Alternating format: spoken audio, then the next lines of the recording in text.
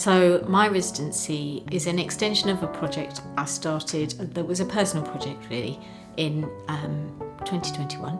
Kilt making had entered the endangered crafts list, which is a globally recognised initiative, a craft that really is not being practiced in any kind of commercial capacity in its traditional form. So I wanted to try and address that. I wanted to create 8 Highland wear outfits for 8 regional roles, and 2 of those roles are the subjects of my residency. Everything is very much from scratch, so that includes the cloth. One is the foragers' kilt and the other is the community conservationists' kilt. So this has been a collaborative exercise in designing a cloth that will then make a Highland wear outfit. So it will be a kilt type of garment at the bottom and very much functional outerwear for the forager to wear in his natural woodland environment, made from the woodland environment that he works in. So the forager's kilt was the first part of my residency, and that was the supplementing workshops that were already part of the Nature for Health infrastructure, the branching out scheme that they were doing over a 12-week term.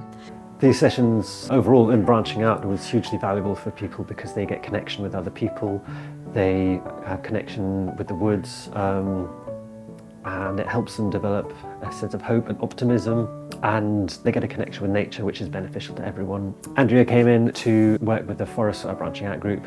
She was doing different arts activities as part of her project where she's creating different tartans and kilt for an art display that's going to be happening in a while.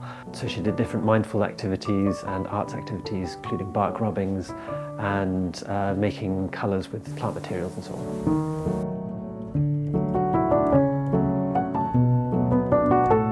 The wildflower workshops have been held at the Wildflower Meadow, and those have been creative activities in the wildflower hide that Lindsay Gale has built. Block printing, because it's a really immediate and effective way for people to be able to take something home. The blocks all represent the species in the meadow that Lindsay planted for pollinators, so you've got part of the blocks are plants and part are pollinators. So there's a talk given by Lindsay as part of the process, and it's a really very, very small and intimate environment with a big window onto the meadow to just be able to feel like you're completely immersed in nature.